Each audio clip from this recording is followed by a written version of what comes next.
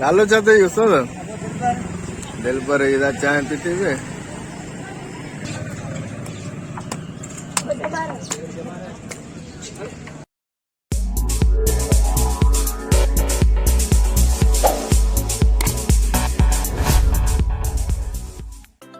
अस्सलाम वालेकुम दोस्तों, जी तो मां आया तव्हांजो दोस्त सलीम अहमद। अॼु जो ब्लॉग असांजो सफ़र आहे ॻोठ गोला वाहे। गोला वाहे ॻोठ कंबर शहदादकोट जे विच ते हिकु ॻोठ आहे। तक़रीबन कंबर खां 14-15 किलोमीटर परे आहे ऐं शहदादकोट 15 किलोमीटर। त अचो पंहिंजो सफ़र कंटिन्यू रखूं था। गोला वाहे जी चांहि मशहूरु आहे, जिते फ्रेश खीर जी फ्रेश चांहि मिलंदी आहे।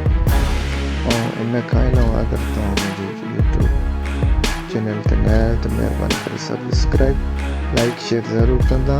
Thank you.